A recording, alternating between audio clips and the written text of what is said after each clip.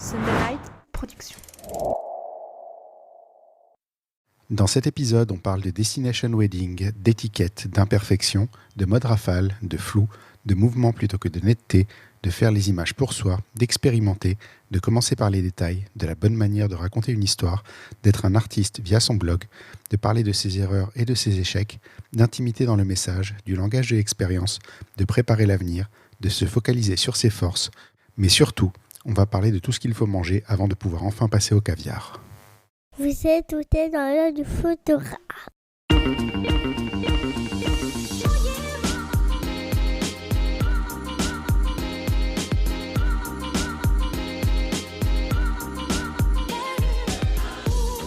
Bienvenue dans ce podcast par un photographe sur un photographe pour les photographes. Je suis Julien Pasternak et aujourd'hui, je vous emmène dans l'œil de Éric René Penoy.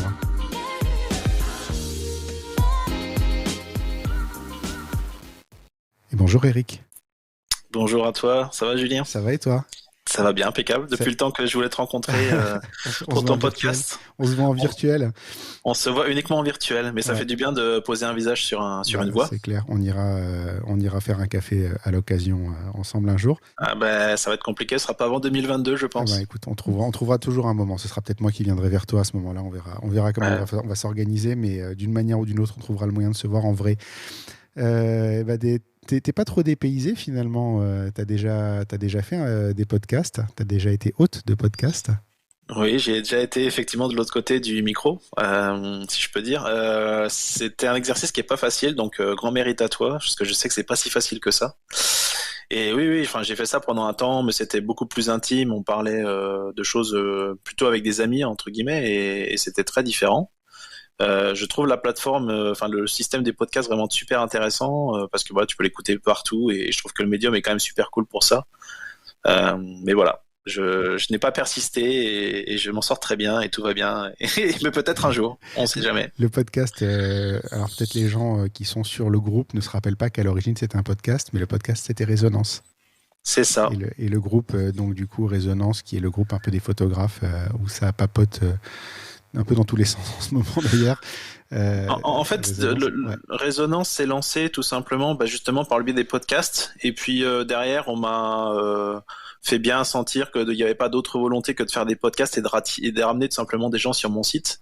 Et du coup, je me sentais aussi redevable de développer un peu la communauté. Hein. Ça a été un grand moteur pour moi depuis le début.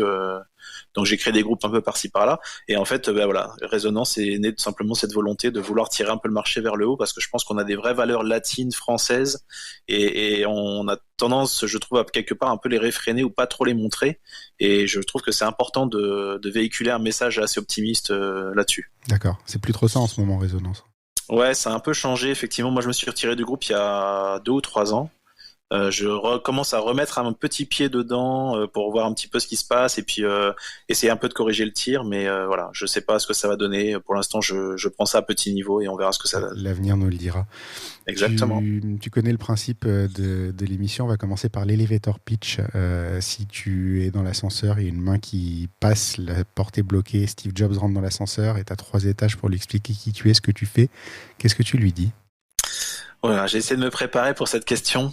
J'ai un petit texte que je me suis mis sur le côté au cas où, mais voilà, si je devais me présenter, je me nomme Éric René, je suis originaire des Ardennes, donc je suis français de base, donc juste à côté de la Belgique. J'ai quitté la France il y a maintenant 10 ans.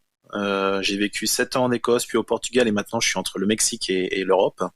L'Europe au sens global du terme, c'est là où se trouve mon marché.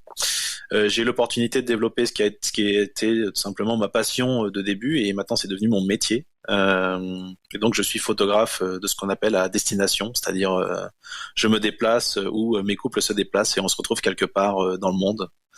À côté de ça, je fais aussi des workshops, donc j'essaie d'aider autant que je peux la communauté française et la communauté francophone.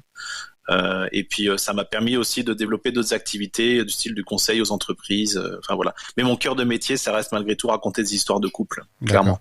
Quel style de photographie tu pratiques ? Tu sais qu'on a besoin de mettre des étiquettes un petit peu surtout aujourd'hui.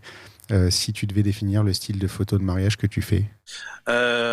alors, je sais qu'effectivement, je suis un peu comme toi, je suis pas trop fan des étiquettes. J'essaye déjà de faire du ERP, donc le Eric René Ponois style. Je pense que ce serait déjà pas mal. Après, vous pouvez me mettre dans le côté drama, moody. Alors, ça n'a pas toujours très bonne réputation, ce qui est vraiment triste. Et je me heurte à ce genre de discours plutôt dans la communauté française. À l'étranger, on élude complètement le problème. Ils s'en foutent, il faut être efficace. Ben en fait c'est ça, c'est les gens font simplement ce qu'ils veulent. Après on m'a donné des surnoms dans la communauté. Enfin voilà. Personnellement, j'essaie juste de faire ce qui me plaît. J'ai toujours eu par contre cette volonté de base, c'est de faire ce qui me plaisait quand j'avais envie de le faire. Et mon style, bien évidemment, évolue malgré tout parce que je pense aussi en tant qu'adulte, on évolue tout le temps. Alors après, voilà, j'ai mon editing. Les gens, s'ils arrivent à percevoir en fait la personne qui se cache derrière une image, même si c'est sur Instagram ou sur le site internet, bien évidemment, qui reste mon médium préféré. S'ils peuvent se dire, bah voilà, c'est Eric René qui se cache derrière cette image-là, bah c'est parti, c'est gagné, quoi, tout simplement. C'est réussi. Mais voilà, je vais pas bien évidemment passer du côté fearless ou du côté fine art ou du côté très lumineux parce que voilà, ce que je fais aujourd'hui, ça me correspond et même si les gens disent que je fais des images sombres, au final, j'ai pas l'impression que ce soit si sombre que ça. Donc voilà. C'est juste qui je suis à un moment donné et effectivement ça colle bien à ce côté peut-être mélancolique de mes images, c'est qu'en fait c'est un moment qui est passé et ça peut être un mariage lumineux au Maroc ou un mariage très sombre dans les pays scandinaves, et ben ce moment-là, la lumière qui s'est passée à ce moment-là, ben elle me marque et donc du coup c'est normal que je la mette tout simplement comme un des acteurs principaux de mon histoire. Et qu'elle fasse partie intégrante de mon histoire, tout simplement. C'est marrant parce que tu vois, en préparant, je te disais, t'as un style assez constant.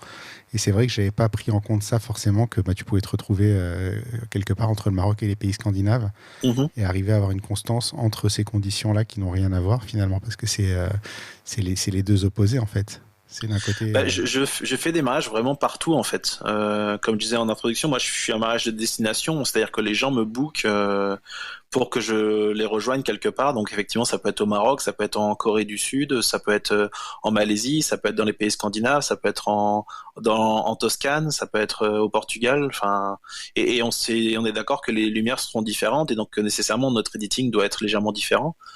J'espère malgré tout que les gens peuvent se dire, ben voilà, derrière, ça reste du Eric René parce que il n'y a pas que l'editing, il n'y a pas que la façon de présenter les choses, mais il y a aussi une espèce de marque posée sur les images. Et ça reste moi en fait. Dans les petites choses amusantes que j'ai notées en parcourant un petit peu ton site et tes réseaux, t'écris ton nom en phonétique sur ton site. C'est pourquoi ? Je pense que simplement c'est pas comme je disais, ça fait déjà 10 ans que j'ai quitté la France et j'ai beaucoup de gens qui ne savaient pas simplement dire mon prénom. Alors après ça reste un prénom un peu spécifique, hein. Eric René ça peut un peu bon chic bon genre, un peu voilà, un peu spécifique, un peu prout-prout, on va dire ça comme ça. Mais effectivement, le mettre en phonétique, simplement parce que j'ai des marchés voilà, qui viennent de partout dans le monde, donc des Australiens, des Américains, des Britanniques, et c'est assez amusant de vouloir conserver ce côté un peu Frenchy, je trouve. C'est quoi le pire qu'on t'ait fait avec ton nom ?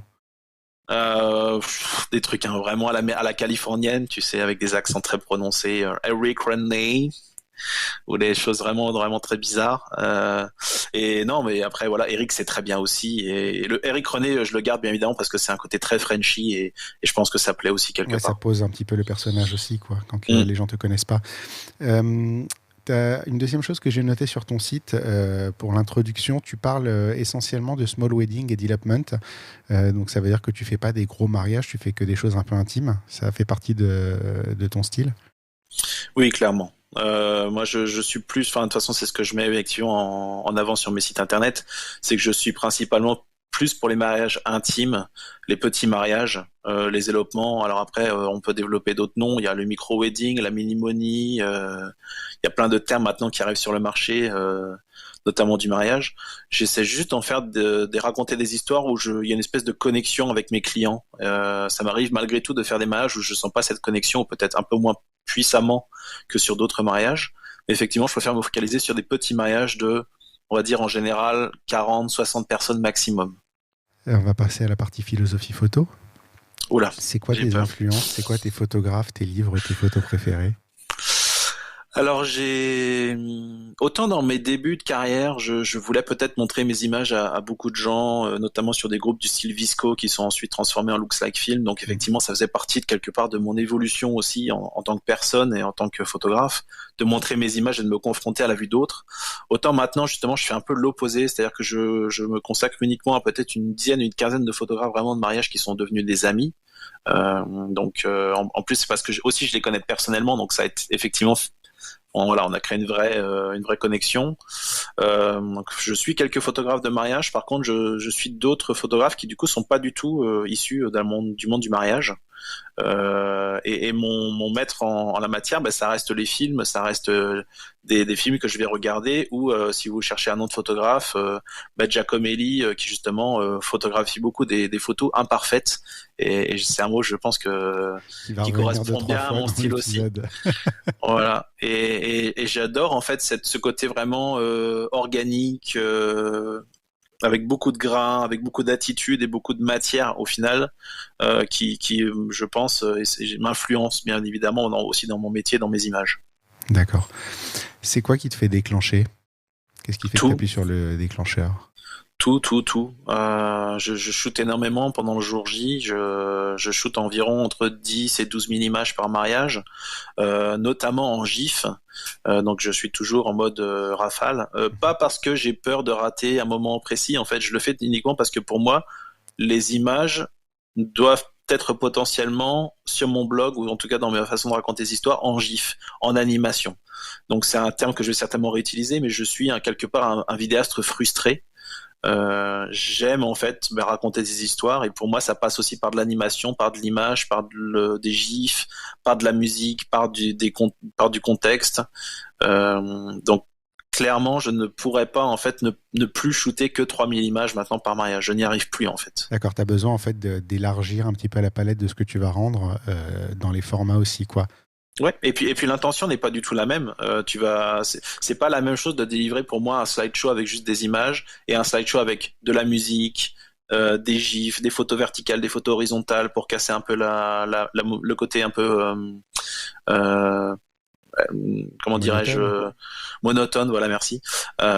Donc tout ça effectivement va me permettre d'avoir suffisamment d'outils, suffisamment de matière pour que je puisse créer ma propre vision de leur mariage et leur laisser l'opportunité par la suite de créer leur propre histoire en fait. D'accord, c'est marrant parce que les gifs, en fait, pour moi, les outils des gifs qui permettent de mettre en tout cas des gifs dans la galerie, c'est relativement récent.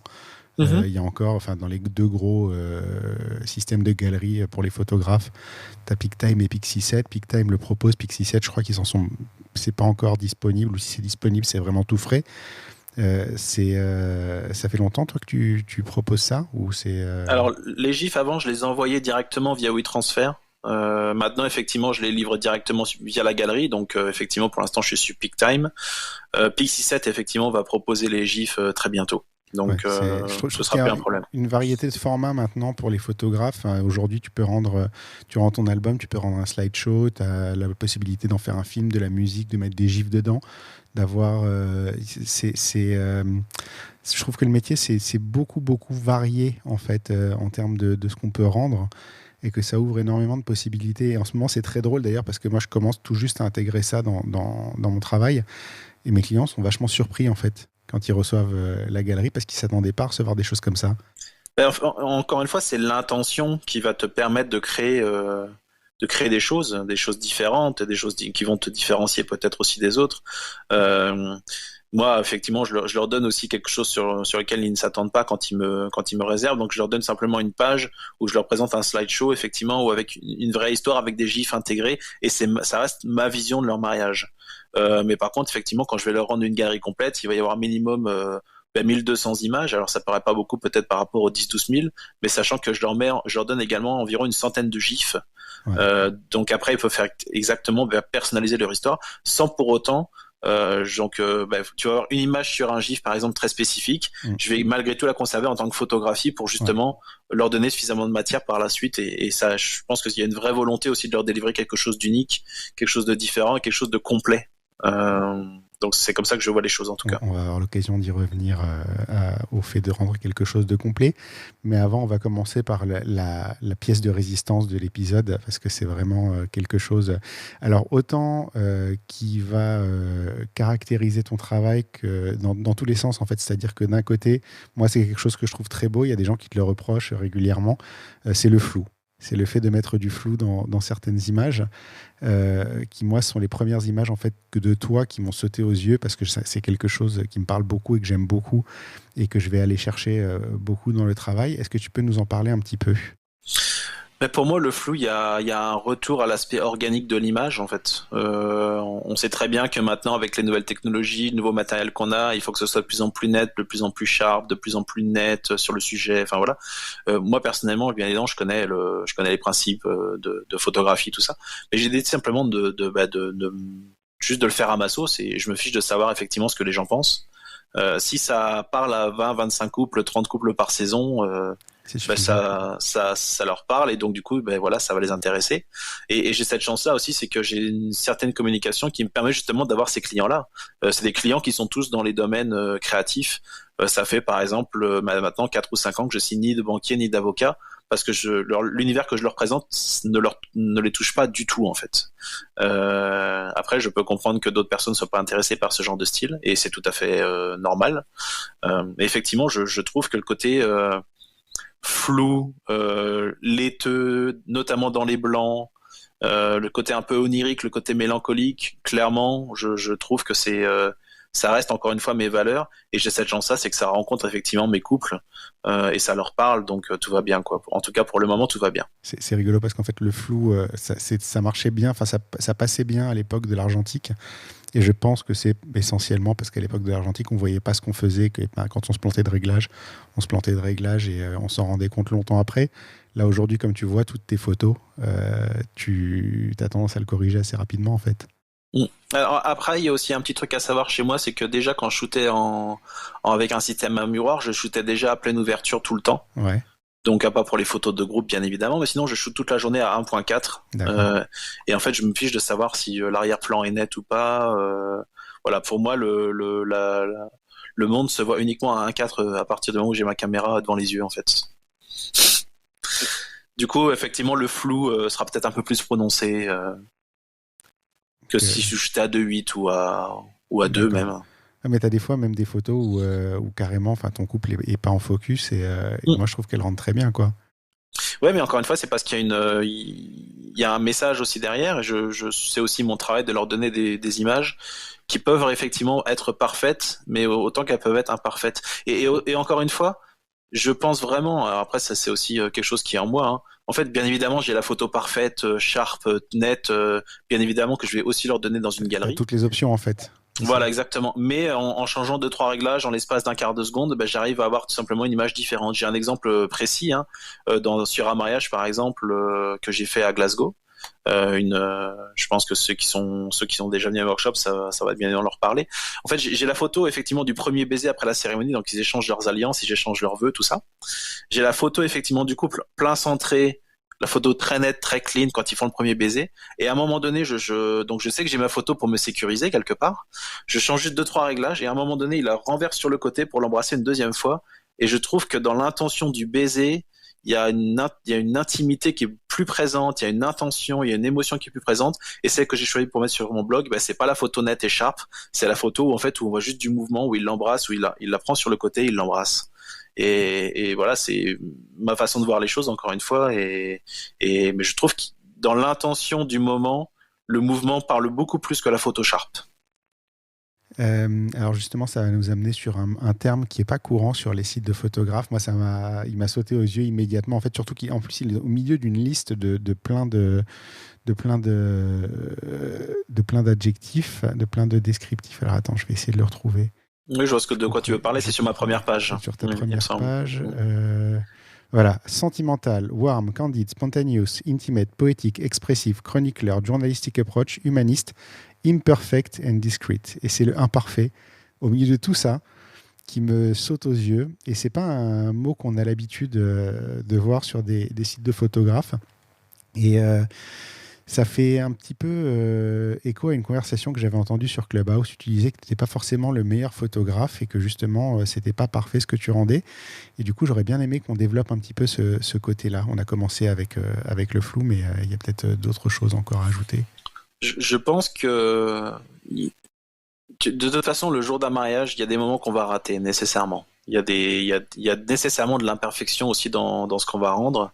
Mais même si effectivement je leur donne beaucoup de matériel encore une fois pour avoir Oui, ces en fait, moments parfaits. on voit un petit bout de ce que tu rends, mais la réalité, c'est que tu as quand même la photo parfaite derrière, quoi. Oui, bien sûr. Oui, oui, clairement. Mais encore une fois, ça prend un petit moment. Je pense que ça se fait aux alentours du 30e mariage, 40e mariage, où là, effectivement, on sait qu'on a les photos pour se sécuriser. Et après, on peut partir dans un délire beaucoup plus personnel et beaucoup plus... Et là, effectivement, on commence à changer de dynamique. Et effectivement, on commence à développer vraiment son esthétique à soi. Moi, je sais, par exemple, qu'aujourd'hui, et encore une fois, je sais que ça peut choquer quand je le dis, je fais 100% des images pour moi, 0% pour le couple au final, parce que ma communication est alignée par rapport à mes clients parfaits, que je sais très bien en fait. Exactement. Et ce côté imparfait, en fait, quelque part, il est imparfait parce que c'est moi, en fait, parce que c'est ma vision de mon travail. Et ils vont avoir ce côté imperfection, ce côté très organique, encore une fois. C'est-à-dire que, effectivement, je le vends comme étant Eric René Penoy, mais à côté de ça, tu as 3 mots, effectivement, qui définissent mon travail, qu'on appelle Soul, Mind, Heart, donc l'âme, l'esprit et le cœur, où, en fait, quand ils bookent Eric René Penoy, ils ont tout simplement 100% de ses capacités intellectuelles, émotionnelles, et que nécessairement ils acceptent aussi le challenge de se dire voilà, on n'aura pas que des photos parfaites, mais ça fait aussi partie du deal. Non, mais c'est important aussi de le préciser pour ceux qui nous écoutent et qui voudraient faire quelque chose dans le style de ce que tu fais, qui comprennent aussi que c'est pas que de la photo imparfaite, c'est qu'il y a tout en fait, et que après il y a ce que tu montres, la réalité elle est là aussi, c'est qu'il y a ce que tu montres et puis il y a ce qui existe réellement, et en fait sur les 40 photos qui sortent dans un article de blog, il y en a 1200 derrière, peut-être aussi, il faut peut-être le préciser. 40 images dans un article de blog, je pense que t'es gentil. En général, j'en mets entre 120 et 140. On m'a toujours dit qu'il ne fallait pas dépasser 30-40. Mais c'est encore une fois, c'est une volonté aussi, parce que moi, je ne vois pas le monde en 40 images, en fait. Pour moi, il faut qu'il y ait 140, 120 images avec une vraie intention derrière, avec des intentions de temporalité. Enfin, voilà. Ça fait écho à une question que je te poserai tout à l'heure. Ouais, je me doute un petit peu, parce que c'est vrai que c'est une approche un peu spécifique et je peux comprendre aussi. Mais encore une fois, j'ai décidé quelque part de me foutre un peu des standards. Et justement, c'est ma question suivante. C'est que j'ai l'impression que tu te fous un peu des standards. C'est un peu ça. Ouais, tu vois, par exemple, si tu fais n'importe quel workshop aujourd'hui, on va parler un tout petit peu technique. On va te dire qu'il ne faut pas cramer les hautes lumières, qu'il faut que la photo elle soit sharp, qu'il faut il faut shooter à f4 minimum pour avoir le maximum de détails et tout. Et toi, tu fais tout le contraire et tu le fais exprès en plus. Oui. Donc, je me suis noté, tu vois, tu introduis de l'imperfection dans tes images à une époque où on parle que technique et perfection. Aujourd'hui, le moindre appareil photo, on va communiquer sur le piqué. Est-ce que c'est sharp? Est-ce que la photo est parfaite? Est-ce que l'objectif à pleine ouverture va être ultra précis, ultra pointu? Et c'est marrant, tu vois, quand tu regardes les gens qui font par exemple de l'argentique, quand ils cherchent une optique, ils vont chercher une optique qui a du caractère. Ah bah oui, c'est un peu ça. Je pense qu'il y a ce côté un peu effectivement expérimentation aussi. Enfin, voilà, j'utilise les dernières technologies. Donc moi j'ai un Sony A9, j'utilise le Zeiss 1.4. Enfin voilà, plutôt très net, plutôt très sharp et tout. Mais je pense que nécessairement après j'ai aussi développé mes goûts en termes de chercher la lumière qui m'intéresse. Et c'est ça en fait qui prend le plus de temps, hein. Je pense que tu en parles avec beaucoup de photographes. Ce qui prend le plus de temps en fait, c'est de dompter la lumière et puis savoir quel genre de lumière nous intéresse. Et je me fiche effectivement de savoir si j'ai des nuages dans le ciel ou si j'ai un beau temps, machin. En général, j'ai tendance effectivement à aller chercher plutôt l'exposition sur le couple ou sur les sujets principaux de mon histoire. Et si le ciel est complètement cramé ou si mon preset fait que tout mon ciel est complètement cramé, que les blancs en fait, parce que j'augmente mes hautes lumières à 100% sur mon preset, hein, pour ceux qui connaissent pas le côté technique, et je me fiche en fait de savoir s'il y a du détail dans le ciel, s'il y a du détail derrière le couple ou pas. C'est un parti pris encore une fois de dire voilà, je connais les basiques, bien évidemment, je connais les règles de tout ce qui est cadrage, tout ça. Mais encore une fois, j'ai décidé de m'en foutre. et je sais pas si ça parle à beaucoup de gens ou pas, mais voilà. Il suffit que ça parte là, à 20 ou 30 couples dans l'année, et puis c'est bon, quoi. Exactement. Après, voilà, c'est encore une fois, on parle de la communication et c'est encore différent. Et je pense que la partie artisan, encore une fois, moi, je me vois pas comme un artiste, mais plus comme un artisan. Et le côté entrepreneurial, je ne peux pas effectivement les séparer. Et ça fait partie d'une com globale. Voilà, c'est un peu plus compliqué que ça, hein. Mais si on peut déjà faire des choses que nous on aime faire et montrer des choses pour booker 20-25 clients ou 25 couples pour la suite et ne jamais montrer en fait des histoires pour faire plaisir à nos clients passés. Je pense que c'est important aussi d'en parler. Voilà, c'est que tout est gagné. À un moment donné, tout s'aligne et puis voilà et on continue à faire ce métier-là pendant des années et des années. Donc C'est marrant parce que tu vois, sur les hautes lumières, moi j'étais persuadé que tu utilisais les filtres. Alors j'ai oublié comment ça s'appelle. C'est les filtres Cinebloom chez Moment. mhm. C'est des filtres qui font justement briller plus en fait les points lumineux. Alors non, pas du tout. Non, c'est tout à la prise de vue. Effectivement, le preset a tendance effectivement à un peu à booster les hautes lumières. Donc je connais les filtres effectivement dont tu parles parce que je m'en suis équipé aussi peut-être pendant l'hiver, mais je m'en suis pas du tout servi depuis jamais en fait. Elles sont dans mon meuble, je les ai jamais utilisées. Mais dans l'esprit, Mais en fait, ça colle bien avec ta façon de voir finalement. clairement. Et puis moi, je vois aussi les mariages comme de l'expérimentation, c'est-à-dire qu'il y a toujours, voilà, j'ai 6 ou 7 caméras aussi sur le côté. Il y en a une que je vais prendre pour un mariage précis, et puis je vais m'amuser, je vais jouer un peu avec, je vais jouer avec des prismes, je vais jouer avec des réflecteurs, enfin voilà. Euh, Tu vas pas donc voilà, hésiter, quoi. il y a un côté expérimentation, et je pense que tu ne peux pas. Si tu commences à faire vraiment les choses par habitude sans vouloir te forcer à expérimenter des choses, tu perds le côté fun du métier et là je pense que ça devient dangereux. Ouais, oui, surtout dans le mariage où finalement c'est assez cadré de base. Et si tu restes dans le cadre en permanence, en fait, c'est vrai qu'il n'y a pas beaucoup de photographes qui durent plus de 10 ans en mariage.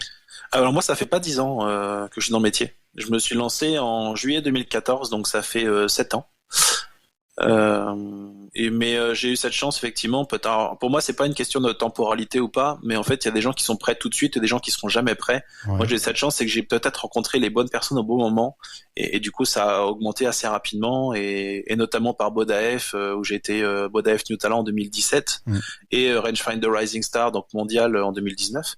Mais en fait, ça a pas changé mon métier ou ma façon de vendre la chose.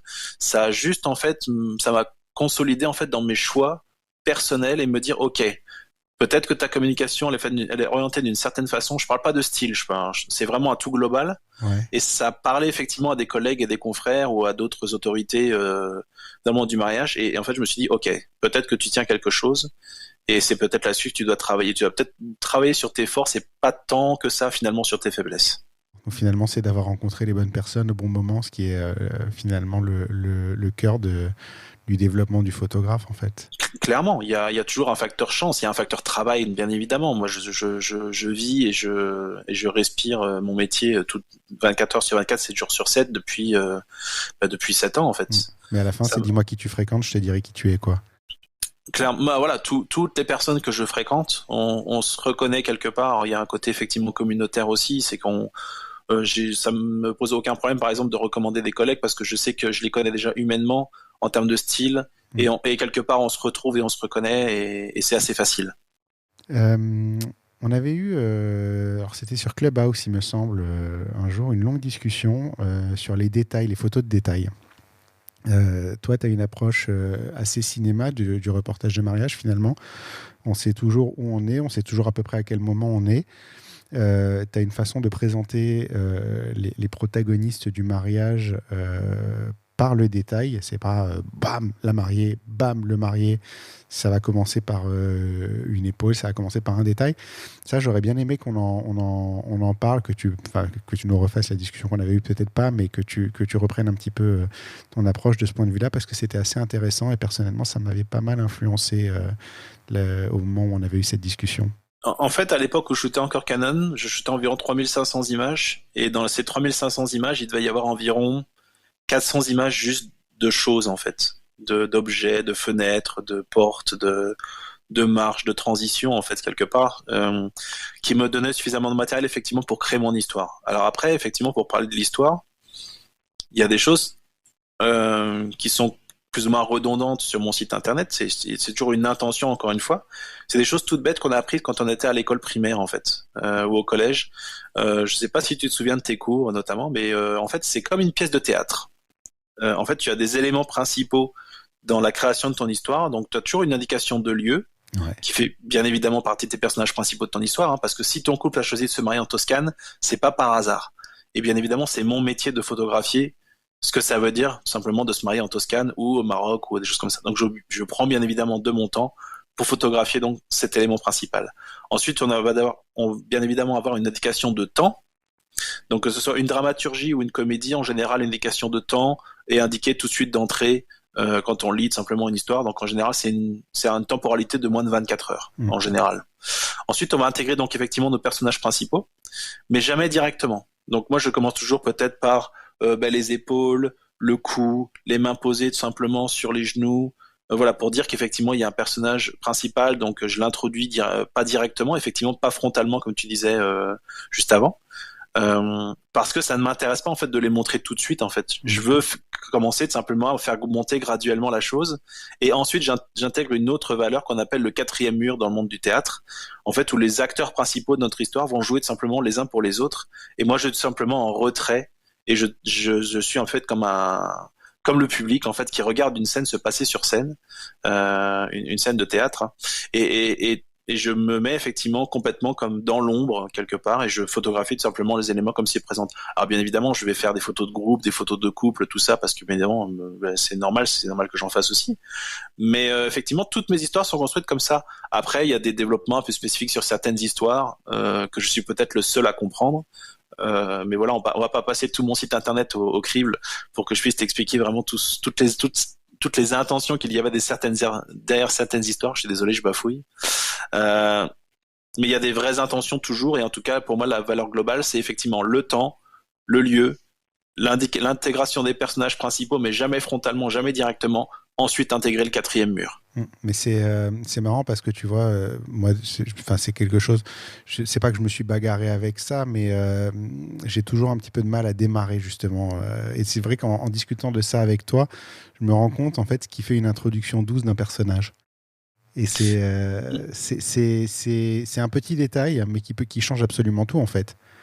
Ben pour ça, en fait, il faut beaucoup, beaucoup shooter en fait, et tout et n'importe quoi. Ça peut être pas uniquement une horloge sur un mur ou une montre posée sur la table. Ça peut être par exemple le café qui fume le matin ou la lumière rase qui se met simplement, qui se met à s'élever légèrement dans le ciel. Ça, c'est nécessairement, on fait partie, ça rentre dans l'inconscient de la personne qui va regarder et nécessairement ça fait de l'introduction de story en fait, d'histoire. Mais tu dis ça, c'est un film en fait. Quand tu regardes un film, la plupart du temps ils introduisent un nouveau personnage. Tu commences par ses mains autour d'un café ou quelque chose comme ça en fait. Là, tu comprends beaucoup mieux pourquoi je me sens comme un vidéaste frustré. Non, mais c'est vrai en fait maintenant qu'on en parle, je le vois comme ça aussi. Et c'est vrai que tu regardes n'importe quel film, tu commences jamais. Enfin, c'est rare qu'on commence par directement un plan du visage du personnage. On est toujours sur une action, on est toujours sur un geste, on est toujours sur un détail, on est toujours sur quelque chose comme ça. Mais encore une fois, c'est parce que je regarde beaucoup de films, beaucoup de vidéoclips aussi musicaux. Où il y a une vraie narration et la narration elle va pas se développer uniquement pendant 2 heures de film, elle peut très bien se développer dans une publicité, dans un clip musical qui va durer 2 minutes et tu as une vraie narration derrière. Il y a des histoires moi que j'ai créées uniquement en regardant un clip musical et je me suis dit ok tiens je vais créer ça comme ça parce que c'est comme ça que je vois les choses et en fait l'idée elle germe comme ça en fait et je suis pas le seul, je pense que ça te parle bien évidemment aussi. C'est normal qu'il y ait des choses comme ça qui germent un peu dans notre cerveau de façon inconsciente ou parfois complètement consciente et tu te dis ben voilà tiens je vais expérimenter ça et puis je vais voir ce que ça donne. C'est ce que j'allais dire, quand c'est inconscient il faut être quand même capable de l'identifier et d'en sortir quelque chose, ce qui n'est pas toujours le plus simple non plus. Il faut être un peu rêveur hein, clairement. Je pense tu peux pas le retirer de la personne que je suis hein, clairement. Il y a un côté très très enfantin quelque part dans ma façon de voir les choses et alors après voilà. Aujourd'hui, j'en parle parce que j'arrive à poser des mots et parce que je fais des workshops et que ça m'oblige aussi à poser des mots sur pourquoi je le fais, l'intention derrière, tout ça. Donc ça m'a beaucoup développé notamment là-dessus. C'est d'ailleurs aussi pour ça que j'ai fait des workshops. Hein. Clairement, c'était pas pour le côté financier, c'était aussi pour me forcer en fait à faire un état des lieux de qui j'étais, ce que je voulais, tout ça. Ça t'aide à te comprendre de devoir l'expliquer aux autres en fait. Clairement. Clairement. Je dirais pas que c'est thérapique, hein, parce que c'est pas, on n'est pas dans le côté thérapie de la chose, mais ça m'a forcé en fait effectivement à poser des mots sur des intentions, et ça a vraiment été bénéfique pour moi. Mm. Et je pense que ça m'a aidé aussi dans ma com par la suite, clairement. D'accord, bon, on va aborder le sujet un petit peu plus loin. Normalement, à ce stade de l'épisode, on parle d'une image en particulier, mais dans ton cas, j'ai du mal à ressortir une image. Alors c'est à prendre dans le bon sens du terme, parce que ça veut dire simplement que tu es constant, et c'est quelque chose que tu expliques d'ailleurs sur ton site, en fait, c'est que tu n'aimes pas qu'on ressorte une image d'un reportage. On en parlait tout à l'heure justement, je te disais 30-40 images dans un article de blog, tu me disais non, plutôt 120-140. Ça, j'aimerais bien qu'on en parle justement, ce côté d'une image qui finalement n'existe pas par elle-même, là où on va tous avoir tendance à aller chercher le hero shot, là où la photo à Howard qui va gagner le Fearless à coup sûr. Toi, tu es plus dans un ensemble en fait de photos qui vont raconter l'histoire justement. C'est un peu, encore une fois, c'est ma façon de voir les choses, hein. Moi, je suis pas du tout effectivement dans le côté concours. J'ai dû postuler à un concours dans ma vie qui s'appelait donc le Rangefinder Rising Star, sur lequel j'ai dû faire une sélection de 30 images qui a été une vraie torture pour moi, hein, clairement. J'ai pas beaucoup dormi. Pour un concours, hein. C'est 30 images qui allaient ensemble, c'est pas 30 images à faire. Non, c'est 30 images donc tu as par exemple 5 images des préparatifs, mais de mariages différents, 5 images de cérémonie, enfin voilà, et ainsi de suite. Donc c'est des images isolées quand même. C'est quand même des images isolées, c'est pas un seul mariage donc en sélection. Ça a été une vraie torture, et j'ai vraiment très très mal accepté en fait de faire cette chose-là. Et même sur mon site internet d'ailleurs, il y a pas de portfolio au final. Il y a une page cachée quelque part qui s'appelle portfolio, qui est dans mon index. Bien caché. Hein. Ouais, mais voilà, mon site internet est encore une fois est très nourri, voilà, il y a beaucoup de choses dessus. Mais en fait, j'explique aux gens simplement qu'il y a justement, je veux être jugé pas uniquement sur un portfolio, mais sur des histoires complètes. Effectivement, après, voilà, je sais qu'il y a des photos qui m'ont fait connaître, et reconnaître, notamment un mariage que j'ai fait sur l'île de Skye ou des choses comme ça. Mais j'ai beaucoup de mal, effectivement, à extraire une image d'une histoire, parce que pour moi, alors je sais que c'est encore une fois une parole très très forte, hein, j'aurais quelque part l'impression de tuer mon enfant.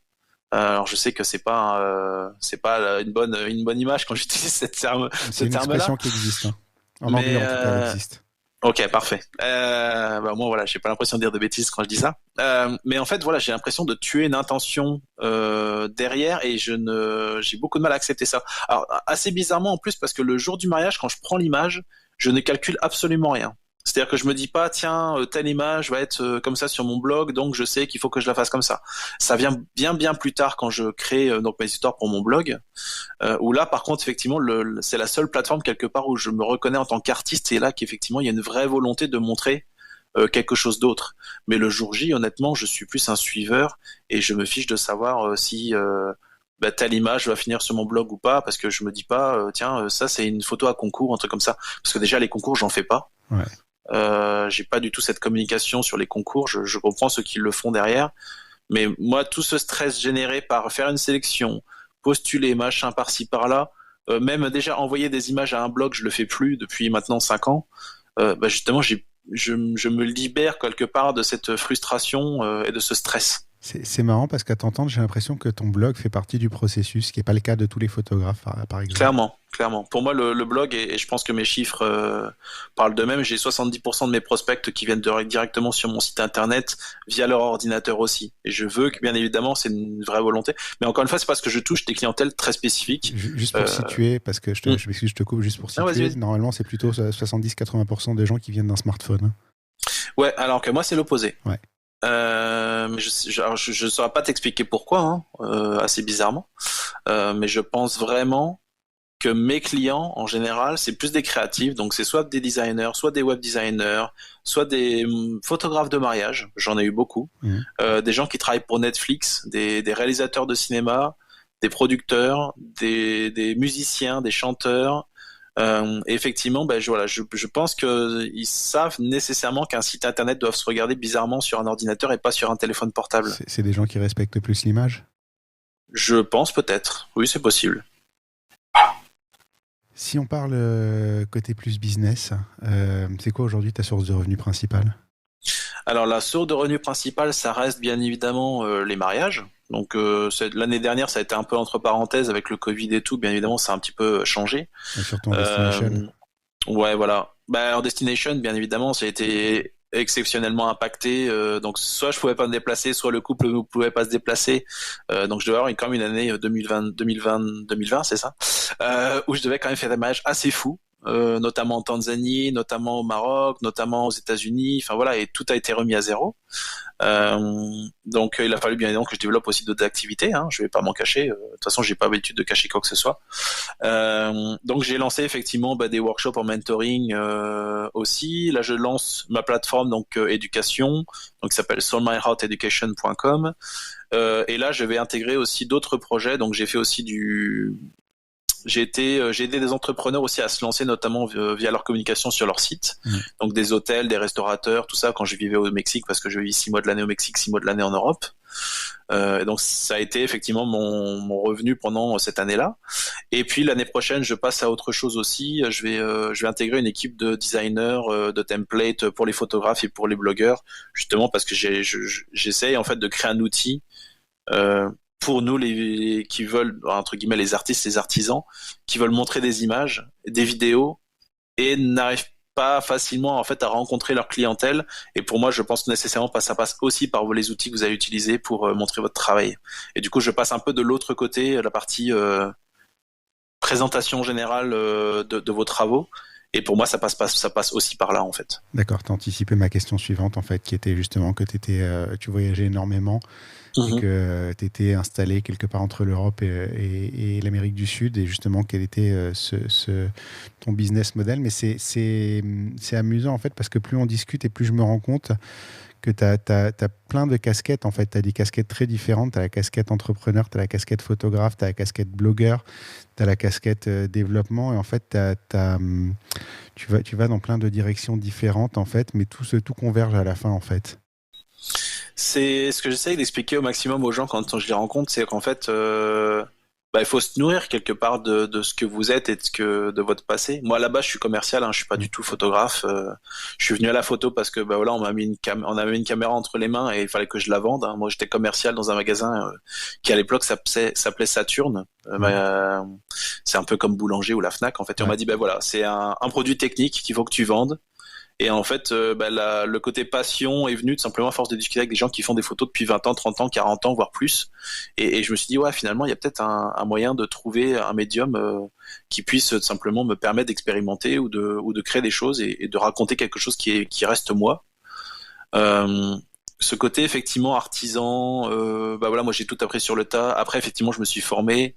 Donc j'ai regardé des formations en ligne, tout ça, mais je me suis extrêmement inspiré de tout ce qui était étranger à la France.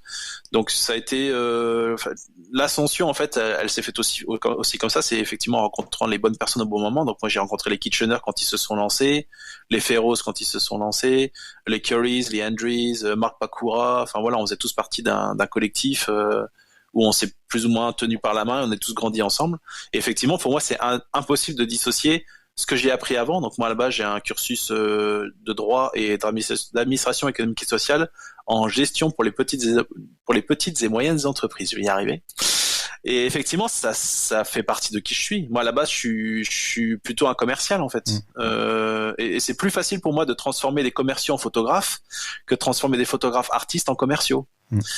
Et en tout cas, le process est beaucoup plus lent et beaucoup plus difficile. C'est marrant que tu aies eu cet état d'esprit coopératif, collaboratif en arrivant d'un monde commercial. Moi aussi, je viens du commercial, mais par contre, je venais d'un monde commercial qui était peut-être un peu plus violent que le tien, où justement, moi, on m'a enseigné que les concurrents, il fallait les battre, quoi.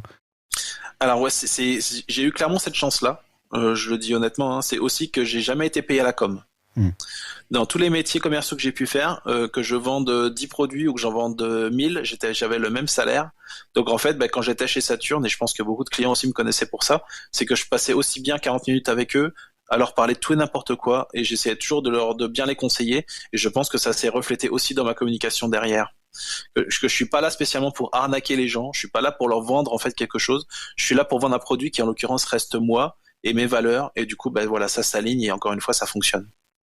Alors justement, ça va nous amener à la question suivante. Tu as fait un workshop il n'y a pas très très longtemps du côté de Rennes On en avait parlé. D'ailleurs, je crois qu'à l'époque, tu avais commencé à en parler beaucoup sur Clubhouse et il y avait pas mal de gens du petit groupe de photographes qui se retrouvent fréquemment sur Clubhouse qui ont participé et il y a eu une espèce d'engouement autour du workshop. Pendant un temps, ça en parlait beaucoup.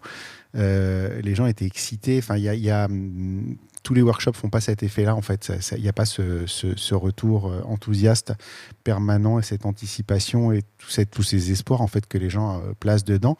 Comment tu crées, comment tu gères une attente pareille en fait quand tu fais des workshops?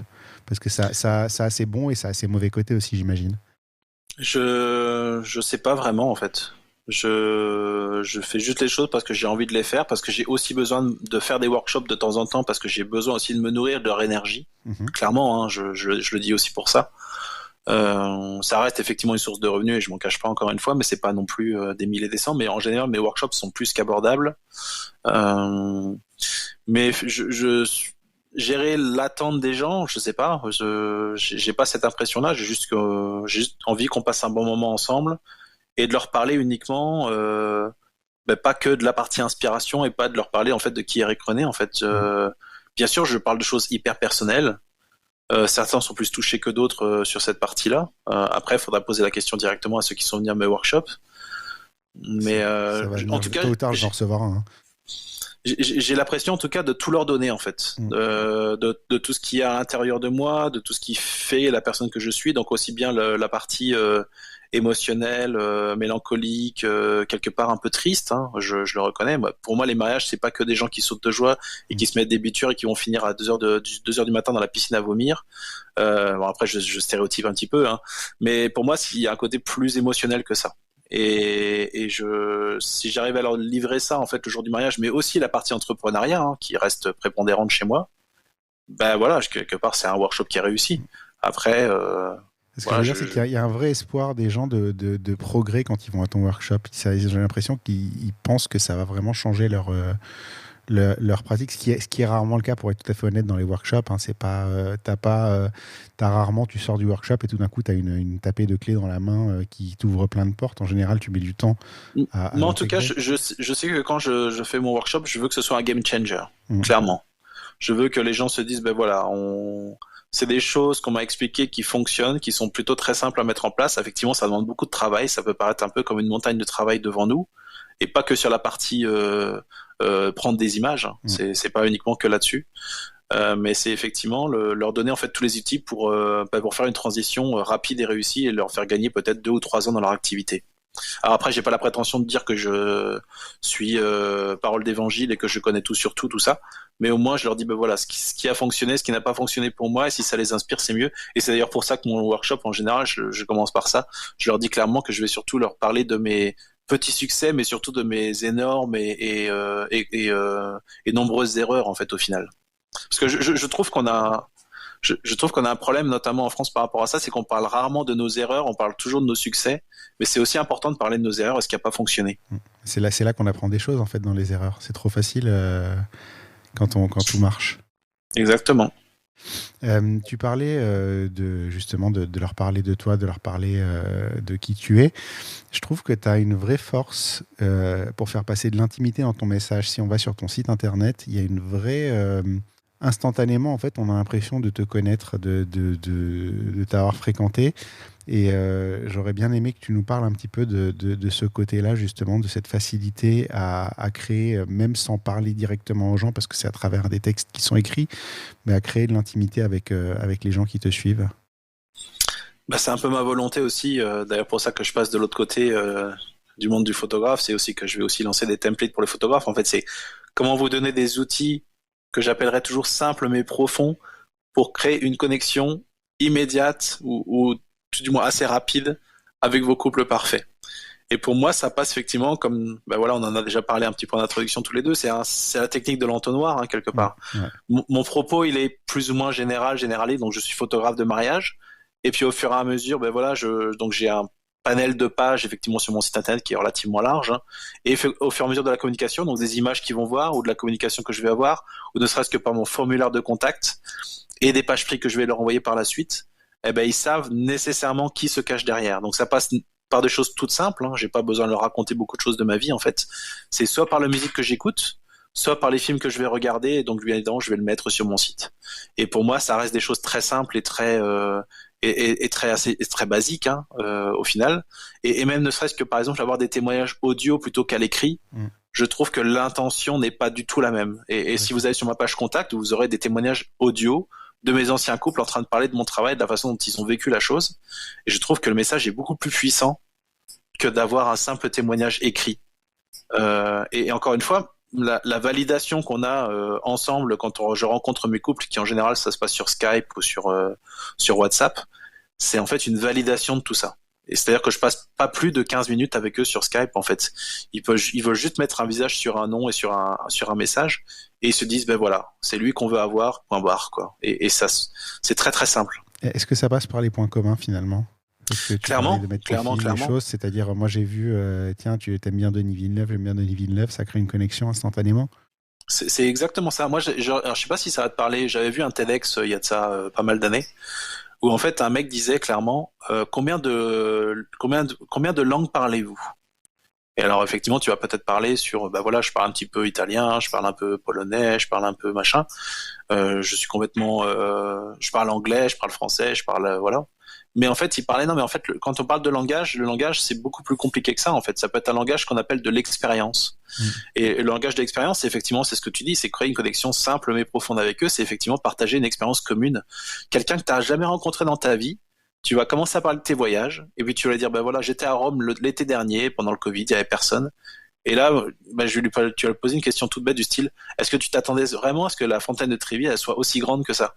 Et en fait, si la personne est effectivement allée à Rome, ben vous avez une connexion commune, et effectivement, vous allez dire, ben voilà, vous avez quelque chose en commun. Alors, c'est quelque chose encore une fois, d'impalpable, hein, de quelque chose qui fait encore qui fait donc apparaître certains sentiments, une mélancolie encore une fois, et cette communication commune, eh ben, elle va vous fédérer, elle va vous rentrer en connexion, et c'est des choses plutôt simples, hein. C'est pas, on rentre pas dans les aspects force de vente, où là effectivement on parle de l'aspect commercial des choses, mais ce langage commun que vous allez pouvoir créer va vous faire entrer dans une espèce de petite bulle de confiance qui va bien se concrétiser après pour vendre votre métier en fait. C'est intéressant de voir ça en fait, de voir ce côté, comment créer finalement, sans parler aux gens, un référentiel commun quelque part, c'est ça?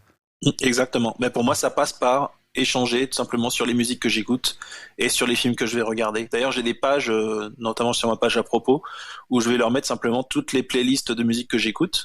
Et de temps en temps, j'ai des clients qui me disent, bah, ça fait 3 jours qu'on écoute votre playlist sur YouTube.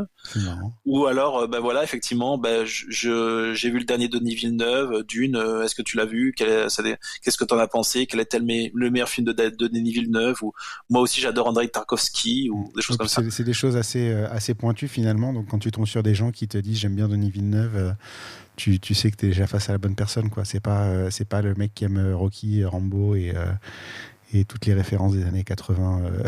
Après, j'aime ça aussi, hein. Ouais. Mais oui, mais c'est plus large. C'est beaucoup plus large. Oui, c'est beaucoup plus large. Là, effectivement, où ça peut être problématique, c'est si par exemple tu mettais des choses vraiment beaucoup plus précises du style, ben voilà, je fais que des mariages steampunk.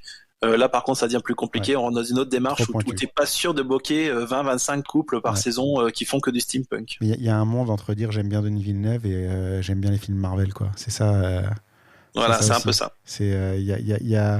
T'as juste le bon niveau de sophistication entre guillemets qui te permet de trier les gens intéressants des gens moins intéressants pour toi en fait. Ouais, mais voilà, encore une fois, ça reste moi et ça reste des choses assez basiques, hein. J'ai rien inventé. Enfin voilà, c'est pas des choses. C'est marrant parce que moi je l'ai vu sur le côté construction intimité, mais en fait en même temps c'est une manière de faire un tri. Et c'est ça que j'avais pas vu forcément au départ. Je sais pas quoi te dire, oui. Peut-être. non, mais c'est moi qui constate en fait que effectivement, ça marche dans les deux sens en fait. C'est les gens qui connectent à toi, mais toi qui connectes aux gens aussi. On arrive à la dernière question de ce côté business. Est-ce que aujourd'hui tu gagnes bien ta vie? Aujourd'hui, je gagne plutôt très bien ma vie parce que voilà, je fais pas que du mariage, je fais pas que de la photographie. Maintenant, je passe justement de l'autre côté. À côté de ça, j'ai créé aussi un logiciel pour nous les blogueurs et pour les photographes qui nous permettent simplement de renommer vos images avant de les importer sous votre interface. Donc, j'ai revendu la licence à une grosse société et là, je suis en négociation avec une énorme société qui a 2 millions d'utilisateurs. Donc voilà, je vis bien. 70% de mes revenus pour l'instant sont encore liés à la photographie de mariage. 30% donc par le biais des workshops, de la vente de presets, parce que je vends aussi des presets. Je pense que c'est intéressant aussi de parler de ça. Hein. Je vais parler encore de business pour le coup, mais c'est bien d'avoir des projections sur le court, moyen, long terme. Et chaque année, en fait, je me fais un petit bilan et je sais très bien, par exemple, quels sont mes objectifs sur court, moyen et long terme. Donc court terme, clairement pour moi, c'est déjà de finir la saison. Hein. Voilà, j'ai pas mal de mariages à éditer et tout ça. Moyen terme, c'est d'intégrer simplement de l'équipe et de me former aussi sur la partie, voilà, tout ce qui est conception de site internet, ce qu'on appelle le CSS, voilà. Et puis effectivement tout ce côté managérial, parce que je vais être manager d'une équipe, d'une grosse équipe assez rapidement. Et sur le long terme, mine de rien, c'est de pouvoir m'acheter ma retraite aussi, hein, clairement, parce que je suis plus aussi jeune que ça, j'ai 43 ans. Et continuer malgré tout à vivre dans quelque chose qui me fait triper, qui me fait envie, en fait, c'est de conceptualiser des choses pour les photographes. C'est quelque chose qu'on voit pas souvent, en fait, la vision à long terme des photographes, du métier de photographe. Je pense que quand tu as autant galéré, moi j'ai découvert la photo, j'avais 31 ans, donc je savais pas ce que je voulais faire dans la vie, j'aurais pu être commercial toute ma vie, j'aurais pu vendre des choses toute ma vie. Mais j'ai jamais eu l'occasion en fait de pouvoir payer ma retraite ou d'investir. Et maintenant il y a ce côté un peu urgent des choses, de me sécuriser, parce que maintenant je suis marié et que j'ai besoin en fait de cette sécurité financière aussi. Je m'en cache pas, hein, c'est pas encore une fois, je cache absolument rien. Mais voilà, ce côté me prouver à moi-même que je suis capable de construire un capital, de construire des choses, et finalement de pouvoir utiliser en fait tout ce que j'ai emmagasiné dans mon expérience, que ce soit la photographie, la partie du SEO, la partie communication sur mon site, tout ça, et tout mon passé de juridique, tout ça, et d'être relativement proche de la communauté aussi, hein, parce que ça a été aussi mon but et mon moteur de générer effectivement quelque chose, notamment sur la communauté francophone, et de tout faire grandir en même temps. Mais quelque part, c'est un peu comme les pièces d'un puzzle, et puis à la fin, ça fait quelque chose de spécial et d'unique, et c'est ce que j'ai envie de faire grandir aujourd'hui, tout simplement. C'est marrant parce qu'on aborde ça sur le côté photographie, intimiste et choses comme ça. En fait, je me rends compte que tu es extrêmement complet. J'essaye. J'essaye, mais assez bizarrement, en fait, c'est un bilan que je me suis fait l'année dernière. Je me suis dit, peut-être plutôt que de se former sur des choses et sur tes points négatifs, en fait, focalise-toi uniquement sur tes forces. Et si tu ne sais pas faire quelque chose, tout simplement, tu délègues. Ouais. Tu délègues Donc ça m'arrive par exemple pour mes articles de blog, je paye quelqu'un pour écrire à ma place parce que j'ai juste pas envie de le faire, en fait, tout simplement. Ouais. Mais ça a été encore plus profond que ça, en fait, l'année dernière. Ça a été vraiment un choc pour moi et très difficile quelque part à accepter. C'est de se dire, ce que tu fais aujourd'hui, c'est peut-être suffisant. Et ça a été difficile à accepter parce que moi je suis plutôt du genre à repousser mes limites un peu tout le temps, notamment sur des pôles de la photographie très spécifiques, notamment la photo de soirée, les photos de couple, les photos de machin. Et en fait je me suis dit, arrête-toi, ça sert peut-être plus à grand chose de vouloir repousser tes limites, peut-être focalise-toi sur tes forces et ça, tout devrait bien se passer. Et développe, ouais. Et savoir en fait se focaliser uniquement sur ses forces, c'est pas si facile que ça au final. Ouais. On a tendance à chercher toujours le truc qu'on ne sait pas faire et à l'améliorer, à avoir l'impression que c'est ça qui va nous faire progresser, alors que finalement, des fois, on a juste à appuyer sur quelque chose qu'on maîtrise déjà, en fait. Je pense vraiment. Après, voilà, ça a été une grosse remise en question. J'ai un peu souffert aussi de cette démarche-là, de me dire, voilà, ce que tu fais, c'est peut-être pas si mal que ça. Calme-toi. Et finalement, tout devrait bien se passer. C'est difficile en tant que personne, en tant qu'adulte, parce que pour moi, ça reste des choix d'adulte, hein. C'est difficile à accepter. D'accord, c'est de la sagesse, quelque part. Est-ce que tu es en train de dire que je suis sage? Peut-être pas tant que ça. En tout cas, de la maturité. Ouais, peut-être. Mais bon, à 42 ans, il serait temps. Ouais. Enfin, 43 ans. À 42, 43 ans, tu es censé avoir une vision sur ce que tu es capable et pas capable de faire normalement. Ouais. Non, en ce moment, j'ai du mal avec beaucoup de choses, malgré tout. Notamment la bêtise des gens, mais ça, c'est autre chose. Ne reviens pas sur Non, Facebook, non, je ne veux pas revenir là-dessus. Mais on va arriver à la conclusion de l'épisode. C'est quoi le pire moment de ta carrière ? Je dois avoir quelques exemples en tiroir. Hein. J'ai eu mon 3e mariage, qui était une histoire un peu folle. Mais je vais pas parler de ça. Je pense que le moment le plus difficile pour moi, en fait, c'est quand je me suis lancé. Donc moi, pour la petite histoire, donc j'ai quitté la France parce que j'avais rencontré quelqu'un dans le sud de la France et elle a bougé en Écosse. Et je suis parti la rejoindre et je parlais pas un mot d'anglais. Donc je me suis trouvé en fait dans un pays où avant en France je pouvais tout faire, je pouvais vendre tout et n'importe quoi, j'avais un potentiel voilà de vente où je pouvais toujours me sortir d'affaires, je pouvais faire tout et n'importe quoi. À un pays où je me trouvais en fait avec juste mon appareil photo, un objectif et puis je pouvais pas parler aux gens. Et je me suis retrouvé sans rien en fait. J'avais 100 euros sur mon compte en banque. Et puis j'ai commencé à galérer, donc j'ai été serveur où je prenais des commandes où les gens notaient sur un morceau de papier leurs commandes parce que je parlais pas la langue, notamment en Écosse où l'anglais est très très spécifique, où l'accent est très prononcé. L'accent est très très fort et difficile à comprendre même pour les gens qui parlent bien. Et en fait, alors il y a une phrase que j'utilise assez souvent aussi, c'est je pense qu'il faut manger de la merde avant de manger du caviar. J'ai appris et tout simplement je me suis dit voilà j'avais 2-3 mariages que je montrais sur Facebook et puis je me suis lancé et en fait c'est un peu comme le haut d'une falaise, tu te dis voilà, tu te jettes et puis tu attends de voir ce qui va se passer quoi. Et ça a grandi comme ça en fait, c'est ce désir quelque part et c'est cette espèce d'ego qui s'est créé en moi de me dire voilà, je vais m'en sortir peu importe en fait la situation et je pense que c'est très c'est indissociable de qui je suis encore une fois, c'est alors, ça reste peut-être aussi inconscient de me dire voilà, avec mes mains, avec mon cerveau, avec mes connaissances, je m'en sortirai toujours en fait. D'accord. Et quelque part peut-être aussi auprès de mes parents. Et en fait, ce qui s'est passé, c'est que je me suis lancé effectivement donc la première année sur l'équivalent du Bon Coin en Écosse, avec juste un appareil photo, un objectif et tout, et mes quelques photos sur Facebook. Et je me suis pointé sur un mariage où en fait je chargeais 250 euros à l'époque, ce qui fait 250 points, ce qui fait environ 320 euros. Donc vraiment j'ai vraiment appris dans le dur, clairement, à photographier des choses dans des mariages, dans des caves, dans des pubs où il n'y avait pas de lumière, rien. Je me suis dit c'est pas grave, je vais juste mettre mon ego de côté et puis je vais commencer à travailler là-dessus et puis je vais travailler en même temps mon anglais. Et puis j'ai eu un très très mauvais avis d'une mariée qui n'a pas du tout compris ma volonté de shooter en fait de cette façon-là. Elle m'avait dit clairement, elle avait mis ça publiquement en fait sur l'équivalent encore une fois du Bon Coin en anglais en disant mon photographe était vraiment nul. Toutes les photos qu'il m'a montrées lors du pré, avant que je le book en fait étaient très belles machin. Donc effectivement je me suis un peu laissé endormir par son truc. Et quand j'ai reçu mes images, je n'ai pas compris en fait je sois tout le temps net, mais que l'arrière-plan qui soit derrière moi ne soit pas net. Donc en fait, elle avait pas compris qu'en fait je shootais toute la journée full open quoi, à pleine ouverture. Et en fait, elle a pas du tout compris le message. Et en fait, ça m'a fait reconsidérer toute ma communication. Et je me suis dit, est-ce que j'ai un avenir finalement dans le monde de la photo ? Et ça m'a mis vraiment très très mal pendant, je dirais, un mois. Je me suis dit, mais en fait, je suis peut-être pas fait pour ça. Et puis le mariage d'après s'est super bien passé, et puis tu mets le pied à l'étrier, et puis c'est parti. Et encore une fois, moi je pense vraiment que nos carrières commencent vraiment comme ça par paliers. Il y a des moments clés dans notre évolution. Et l'année en fait où je travaillais, donc je travaillais dans un hôtel dans le centre-ville de Glasgow qui s'appelle le Ibis, que tout le monde connaît. Et je vomissais mon métier en fait. Je me sentais mal à l'aise. J'allais bosser tous les matins et tout. Et je n'aimais plus en fait ce métier-là.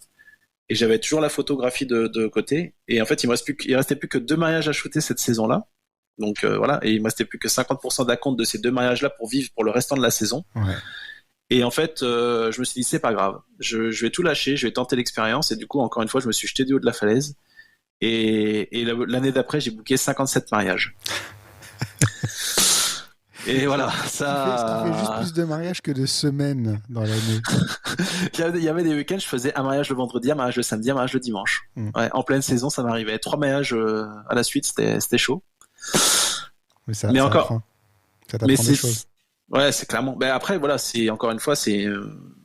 Et même la première année où j'ai fait 57 mariages, j'ai fait mon premier workshop. Donc c'était pour te dire à tel point j'étais fou. T'étais chaud, t'étais très très chaud. Et je me suis dit, voilà, il se passe peut-être quelque chose. Encore une fois, ça vient de beaucoup de choses, ça vient de beaucoup d'éléments. C'est de rencontrer les bonnes personnes au bon moment qui te permettent effectivement d'avancer. Et après, voilà, tu les soutiens et tu les vois évoluer aussi. Mais voilà, ça a été, il y a eu ce côté un peu dément quelque part de se dire, voilà, je suis redevable de tout ça et la communauté en fait clairement j'ai toujours eu cette volonté aussi de la faire grandir et de pousser les gens en fait à leur faire comprendre que c'est pas parce que c'est parfait que vous devez pas le faire. Si justement, après il faut savoir le tri des choses qui ne fonctionnent et qui fonctionnent pas. Si les choses ne fonctionnent pas, vous les laissez sur le côté. N'attendez pas qu'elles soient parfaites. Et si par contre elles ne sont pas parfaites mais qu'elles fonctionnent, rendez-les parfaites. Et voilà, c'est un peu mon moteur dans la communauté et c'est ce qui m'a toujours fait grandir aussi. Enfin bon, c'est un peu plus complexe que ça. Mais ce que je retiens, moi, c'est qu'aprais avoir pris une énorme tarte, finalement, tu as quand même continué à pousser. Il y a plein de gens qui auraient laissé tomber après ça, en fait. Et toi, tu as poussé, tu as fait une année extraordinaire derrière, quoi. Moi j'appelle ça de l'ego, hein. Mais c'est pas de l'ego qui est mal placé, hein. C'est de l'ego en fait pour me prouver à moi-même et inconsciemment peut-être à mes parents et à la communauté et peut-être aussi à une certaine communauté de photographes qui m'a pas toujours aidé, hein. De leur dire voilà, peu importe. Alors après il y a une phrase que Jérémy de Querky il utilise souvent, c'est par la porte ou par la fenêtre je rentrerai dans la maison. C'est un peu ça en fait. Si tu me donnes pas l'opportunité, je la saisirai de moi-même et j'y arriverai en fait. Faut savoir créer sa chance. Exactement. Par opposition, c'est quoi le meilleur moment de ta carrière ? Je pense que je le vis maintenant. Le fait de faire des workshops, le fait de voir des gens grandir. Alors même si ça reste qu'une petite étape dans leur vie, si j'arrive à être ce petit pied à l'étrier qui va leur permettre de dire voilà, maintenant tu peux partir dans ton truc, et que les gens m'en parlent après en me disant voilà, ton workshop ça a résonné, il y a des mots qui ont résonné dans mon cerveau pendant quelques mois et je m'en suis inspiré et voilà où j'en suis aujourd'hui, c'est ce qu'il y a de mieux. Je parle pas des mariages parce que les mariages c'est très spécifique, hein. J'ai shooté 180 mariages depuis que je me suis lancé et il y a des mariages qui me touchent bien plus que d'autres, mais je pense que le côté émotionnel de pousser les gens. On va parler de choses beaucoup plus profondes peut-être pour le coup, hein, mais moi il y a un aspect peut-être, alors tu peux parler de religion, tu peux parler de chakra, enfin tout ce que tu veux. J'essaye en tout cas de gagner ma place au paradis quelque part. Alors je suis pas attaché à la religion spécialement, hein, c'est juste mes convictions à moi et je pense en fait que dans la vie d'après on sera nous-mêmes à juger nos propres choix d'adultes en fait. Et pour moi en fait j'essaye en fait de gagner ma place au paradis entre guillemets en me disant voilà, j'ai été une bonne personne sur cette terre dans cette étape de ma vie. Et de me dire voilà, peut-être que il faut que je rachète quelque chose que j'ai peut-être mal fait dans ma vie. J'ai pas été toujours qu'une bonne personne dans ma vie. Il y a des événements dans ma vie. La mort a été toujours très présente dans ma vie, hein, clairement, je le sais.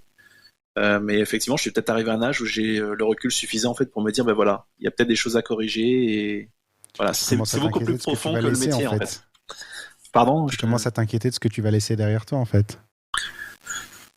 Je sais pas, peut-être. C'est compliqué comme question parce que là on touche à des choses beaucoup plus personnelles et ouais, j'ai pas peur d'en parler ouvertement, hein, mais ouais, c'est des choses à analyser clairement, mais voilà, il y a des marges de manœuvre à faire. Le bon moment, c'est d'apporter quelque chose aux autres, quoi. Pour moi oui, pour moi clairement ça passe par ça passe par le fait d'épauler des gens, et si encore une fois ils peuvent entre guillemets se servir de moi pour passer un cap, c'est très volontiers que je le fais. Écoute, je vais te donner l'occasion de m'aider à l'avenir. Qui est-ce que tu me recommanderais pour un prochain épisode ? Une bonne recommandation pour un bon épisode. Alors si on reste dans le domaine français francophone pur, je te dirais bien Xavier Navarro, mais parce que pour moi c'est quelqu'un qui a vraiment un écho, une aura dans la communauté de photographes. Et je viens d'y penser vraiment maintenant. Il y a un très bon ami à moi qui est francophone, mais qui est pas français, qui s'appelle Yannick L'Espérance, qui pour moi, en fait, c'est mon frère de métier, mais il fait photographie et vidéographie en même temps. Mais il est encore beaucoup plus émotionnel et beaucoup plus sensoriel que moi. Donc voilà, je pense que ce serait intéressant pour toi de le rencontrer. Je note les deux noms. Mais Xavier Navarro, bien évidemment, voilà, on revient à lui. Je pense que c'est la personne la plus pédagogue et la plus ouverte. Et voilà, je trouve que c'est un vrai moteur dans la communauté et ce serait intéressant en tout cas de l'écouter. Je note et puis je prendrai contact avec lui. Dernière question, où est-ce qu'on peut te retrouver ? Quelle est ton actualité ? Mon actualité pour le moment c'est surtout de retoucher des mariages et de les éditer pour les envoyer à mes couples. Après je reviens au Mexique à partir du mois de novembre et donc la prochaine fois que je reviens en Europe, je fais un workshop notamment au mois de mai, la première semaine du mois de mai du côté de Bruges, qui sera uniquement basé par contre sur du storytelling. Donc on parlera beaucoup plus de tout ce qui est aspect ben voilà, création justement, l'évolution, comment créer des images justement pour faire des transitions, la partie technique photo pure, ce que j'appellerais le foggy, le blurry, le freelancing, enfin voilà, des choses comme ça. Mhm. Comment raconter des histoires et donner une perception personnelle à vos images. Donc ça se passe la première semaine du mois de mai. Et sinon, vous pouvez me retrouver sur le site et sur Instagram. Facebook un peu moins maintenant parce que j'y suis beaucoup moins. Mais pour moi, ça reste ben voilà, le site pour revoir mes histoires. Et sinon, si vous voulez me contacter, ben sur Instagram principalement. Je mettrai tous les liens dans les notes d'épisode. Il me reste à te remercier d'avoir participé à cet épisode. Merci Julien. Et puis j'espère qu'on aura l'occasion plutôt tôt que, que tard de boire un café ensemble, un vrai, puisque c'était l'idée au départ. On a beaucoup parlé, ça fait des mois qu'on discute d'organiser cet enregistrement et qu'au départ on avait vraiment prévu de le faire en vrai. On a fini par se résoudre à le faire à distance, mais il va vraiment falloir qu'on se rencontre un jour. Hein. T'es tout le temps occupé ou je le suis, donc c'est compliqué effectivement. Mais c'est le problème des gens qui sont tout le temps occupés, c'est qu'on a toujours un petit peu de mal à se rendre disponible, mais on va finir par y arriver dans les 2 ans. En tout cas, si tu viens au Mexique, surtout n'hésite pas. Je vais en parler à ma femme. On va voir. Merci beaucoup. À très bientôt. Merci à toi.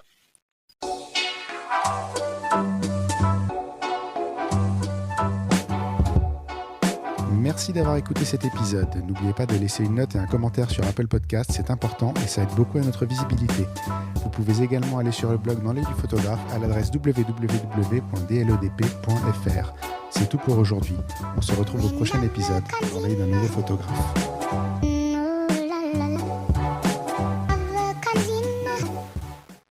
Dans l'œil du photographe, merci, c'est fini. Ciao, ciao.